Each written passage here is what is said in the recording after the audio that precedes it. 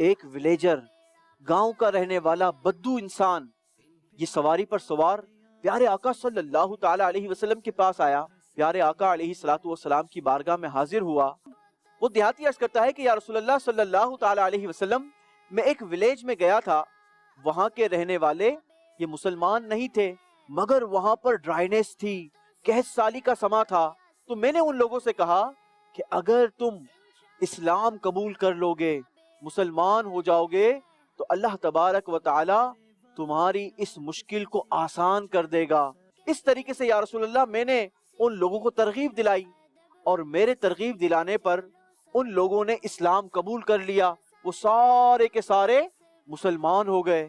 مگر یا رسول اللہ صلی اللہ تعالی علیہ وسلم، ماجرا کچھ یوں ہے کہ اب تک ان کی آزمائش کم نہیں ہوئی ہے، ان کی مشکل ختم نہیں ہوئی ہے۔ مجھے خوف ہے کہ کہیں ایسا نہ ہو کہ یہ اسلام سے پھر جائے۔ پیارے آقا صلی اللہ تعالی علیہ وسلم نے جب یہ فریادی کی فریاد سنی نا، تو پیارے آقا صلی اللہ تعالی علیہ وسلم نے حضرت علی رضی اللہ تعالیٰ عنہ کی طرف دیکھا۔ جب حضرت علی رضی اللہ تعالیٰ عنہ کی طرف دیکھا تو حضرت علی فرمانے لگے کہ یا رسول اللہ صلی اللہ علیہ وسلم، ہمارے پاس سامان تو بہت سارا تھا، لیکن وہ سارا کا سارا سامان ہم نے لوگوں میں تقسیم کر دیا، اب ہمارے پاس اس وقت کوئی سامان موجود نہیں ہے۔ اچھا، یہ ساری گفتگو ایک اور شخص وہاں پر سن رہا تھا جس کا نام تھا زید بن سعنہ۔ تو وہ پیارے آقا صلی اللہ تعالی علیہ وسلم کے قریب آیا اور کہنے لگا کہ اے محمد صلی اللہ علیہ وسلم، اگر آپ میرے ساتھ ایک کانٹریکٹ کریں، ایک معاہدہ کریں، ایک ایگریمنٹ کریں، تو میں آپ کو رقم دینے کے لیے تیار ہوں۔ کیا معاہدہ ہے؟ معاہدہ یہ ہے، فلاں گاؤں کے فلاں باغ کے اندر جو کھجوریں ہیں، ان کھجوروں کا آپ میرے ساتھ ٹریڈ کر لیں، سودا کر لیں۔ اس ولیج کے اس باغ کے اندر جتنی بھی کھجوریں ہوں گی وہ آپ مجھے سیل کریں گے، اور اس کے عوض میں آپ کو اس کے بدلے ابھی پیسے دے دیتا ہوں۔ پیارے آقا صلی اللہ تعالی علیہ وسلم نے فرمایا کہ اے یہودی، میں اس قسم کا ایگریمنٹ تمہارے ساتھ نہیں کروں گا، بلکہ میں تمہیں کھجوریں فروخت کروں گا، لیکن میں وہ کھجوریں فلاں مدت کے بعد دوں گا، اتنے مدت کے بعد دوں گا۔ مثال کے طور پر طے ہو گیا کہ جناب ہم 2 مہینے کے بعد یا 3 مہینے کے بعد میں تمہیں ساری کھجوریں لوٹا دوں گا، لیکن کسی پرٹیکولرلی گارڈن کی نہیں، بلکہ جو کھجوریں ہمارے پاس ہوں گی وہ تمہیں لوٹا دی جائیں گی، اور اس طریقے سے ہم تمہارے ساتھ معاہدہ کریں گے۔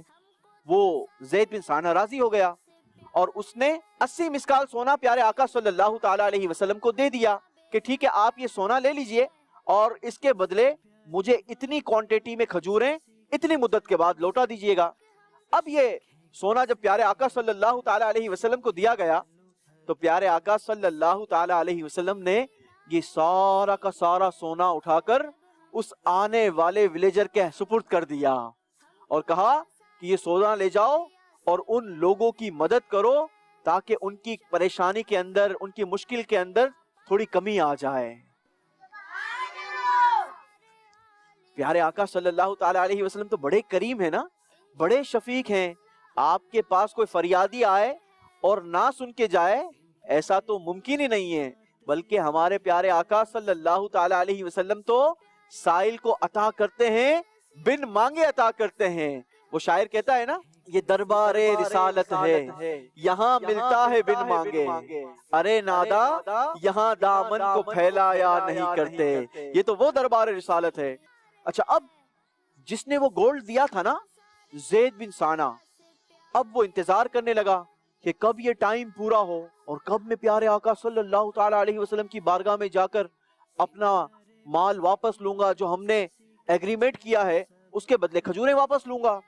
اب یہ ایگریمنٹ ختم ہونے میں 2 یا 3 دن باقی تھے۔ اب زید بن سعنہ نے کیا کیا کہ وہ مسجد میں آ گیا جہاں پر پیارے آقا صلی اللہ تعالی علیہ وسلم جلوہ افروز تھے، اور کہنے لگا، اے محمد میرا حق ادا کرو، اے ابو طالب کے خاندان والو، تم سب کا یہی طریقہ ہے کہ تم لوگوں کے حقوق ادا نہیں کرتے ہو، اور ٹال مٹول کرنا تم لوگوں نے اپنی عادت بنا لی ہے۔ اب ذرا غور کریں کہ کوئی شخص ہمارے بارے میں ایسا کہے تو ہمیں کیا آئے گا؟ کیا آئے گا؟ کیسا غصہ آنا چاہیے؟ صرف مجھے برا بھلا تھوڑی کہا ہے بلکہ میرے پورے خاندان کو برا بھلا کہا ہے. اور اس نے تو ہم پر الزام لگا دیا نا بھائی کہ ہمارے خاندان والوں کی یہ عادت ہے کہ ہم لوگوں سے ٹال مٹول کرتے ہیں. حالانکہ ابھی ایگریمنٹ میں کتنے دن باقی تھے؟ 2 اور 3 days باقی تھے. تو اس کو ایسا کرنا چاہیے. لیکن اگر اس نے ایسا کیا تو کیا ہونا چاہیے تھا؟ غصہ کرنا چاہیے تھا نا. اب پیارے آقا صلی اللہ تعالی علیہ وسلم نے پتہ ہی کیا کیا، وہ میں آپ کو آگے چل کے بتاتا ہوں. لیکن جب یہ غصہ خانہ الفاظ حضرت سیدنا عمر فاروق رضی اللہ تعالی عنہ نے سنے، آپ بڑے جلال میں آ گئے، بڑے غضبناک ہو گئے اور کہنے لگے اے دشمن خدا، کیا تم رسول اللہ صلی اللہ تعالی علیہ وسلم سے ایسی بات کر رہے ہو اور ایسی حرکت کر رہے ہو؟ خدا کی قسم جس کے قبضہ قدرت میں میری جان ہے کہ جس نے انہیں حق کے ساتھ بھیجا، اگر یہاں پر پیارے آقا صلی اللہ تعالی علیہ وسلم موجود نہ ہوتے اور پیارے آقا کے ادب کا لحاظ نہ ہوتا تو میں اپنی تلوار سے تیری گردن جدا کر دیتا. آپ کو بڑا جلال آ گیا، بڑا آپ نے غضبناک ہو کر اس کو جواب دیا. حالانکہ اس نے غلط الفاظ کہے تھے نا پیارے آقا علیہ الصلوۃ والسلام کو. عاشق رسول کو تو غصہ آئے گا نا، اپنے نبی کی شان میں کوئی گستاخی کرے گا تو بڑا غصہ آئے گا. لیکن پتہ ہے ہمارے پیارے پیارے آقا صلی اللہ تعالی علیہ وسلم نے کیا فرمایا؟ آپ نے فرمایا اے عمر ایسا نہیں کرنا چاہیے، آپ کو تو ہم دونوں کو سمجھانا چاہیے. مجھے یہ کہنا چاہیے کہ آپ اس کا حق ادا کر دیجئے اور اسے سمجھانا چاہیے کہ آپ اس طریقے سے مطالبہ نہ کریں. آپ کو اس طریقے سے جواب دینا چاہیے تھا، نہ کہ آپ کو غضبناک ہونا چاہیے تھا، اس کو آنکھیں دکھا کر اس کو ڈرا دینا چاہیے تھا. ایسا نہیں کرنا چاہیے تھا. پیارے آقا نے حضرت عمر فاروق رضی اللہ تعالیٰ عنہ سے یہ فرمایا.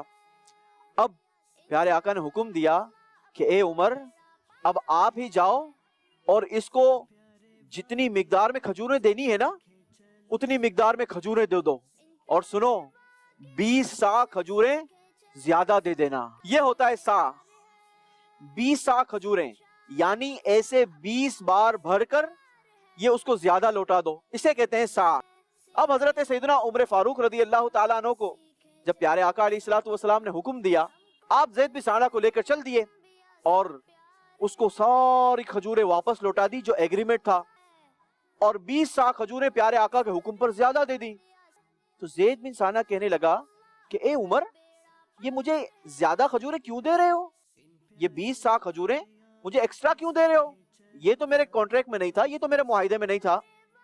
حضرت سیدنا عمر فاروق رضی اللہ تعالیٰ عنہ نے فرمایا میں نے تمہیں گھور کر دیکھا تھا اور میرے اس گھورنے کی وجہ سے تمہیں تکلیف ہوئی ہوگی، لہٰذا نبی پاک صلی اللہ تعالیٰ علیہ وسلم نے مجھے حکم دیا تھا کہ اے عمر زید بن ثانہ کو اس کی ایگریمنٹ کی کھجوریں بھی دے دینا مگر 20 سا کھجوریں زیادہ دے دینا تاکہ اس کی دل جوئی ہو جائے. اب جب یہ زید بن ثانہ نے سنا نا تو کہنے لگا کہ اے عمر کیا تم جانتے ہو کہ میں کون ہوں؟ حضرت عمر نے فرمایا کہ نہیں، میں تو نہیں جانتا کہ تم کون ہو، بتاؤ تم کون ہو. تو کہنے لگا کہ میں یہودیوں کا عالم زید بن ثانہ ہوں. تو حضرت عمر رضی اللہ تعالیٰ عنہ فرمانے لگے کہ اے زید بن ثانہ تم تو توریت کا علم رکھتے ہو، پھر کیوں تم نے اس طریقے سے حرکت کی؟ تمہارا یہ ایٹیٹیوڈ تو نہیں ہونا چاہیے تھا. پیارے آقا صلی اللہ تعالیٰ علیہ وسلم کے ساتھ تم نے یہ بالکل غلط رویہ اختیار کیا. اب زید بن ثانہ کہنے لگا اے عمر میرا جو ایٹیٹیوڈ تھا اس کی وجہ تھی، اور وجہ یہ تھی کہ جب میں نے پیارے آقا صلی اللہ تعالیٰ علیہ وسلم کو دیکھا تو میں آپ کے چہرے کو دیکھتا رہ گیا، اور میں نے توریت کے اندر جتنی نشانیاں پڑی تھی نا وہ ساری کی ساری آپ کے اندر میں نے دیکھ لی، لیکن 2 نشانیاں باقی تھی، اور وہ 2 نشانیاں یہ تھی کہ آپ کے ساتھ جتنا مس بیہیویئر کیا جائے گا آپ کا حلم اتنا زیادہ بڑھتا جائے گا، آپ کی ٹالرنس اتنی زیادہ بڑھتی جائے گی، آپ کی شفقت اتنی زیادہ بڑھتی جائے گی، آپ کے ساتھ جتنا جہالت کا برتاؤ کیا جائے گا آپ کا حلم اتنا زیادہ بڑھتا جائے گا. یہ دونوں نشانیاں یہ میں نے دیکھنی تھی، لہٰذا میں نے یہ چیک کرنے کے لیے پیارے آقا صلی اللہ تعالی علیہ وسلم کے ساتھ یہ مس بیہیویئر کیا ہے. لہٰذا اے عمر آپ گواہ ہو جاؤ کہ میں گواہی دیتا ہوں کہ اللہ تبارک و تعالی ایک ہے اور محمد صلی اللہ تعالی علیہ وسلم یہ اللہ کے نبی ہیں. اور سنو اللہ نے مجھے بہت زیادہ مال و دولت دی ہے، میں اپنی آدھی ویلتھ یہ مسلمانوں کے لیے صدقہ کرتا ہوں. اب یہ دونوں وہاں سے لوٹے اور پیارے آقا صلی اللہ تعالیٰ علیہ وسلم کی بارگاہ میں حاضری دی۔ زید بن ثانہ پیارے آقا صلی اللہ تعالیٰ علیہ وسلم کے پاس آ کر کہنے لگے کہ یا رسول اللہ صلی اللہ علیہ وسلم، میں گواہی دیتا ہوں کہ اللہ کے سوا کوئی معبود نہیں، کوئی عبادت کے لائق نہیں، اور آپ اللہ کے بندے اور اس کے سچے رسول ہیں۔ اور اس طریقے سے زید بن ثانہ دامن اسلام سے وابستہ ہو گئے۔ اللہ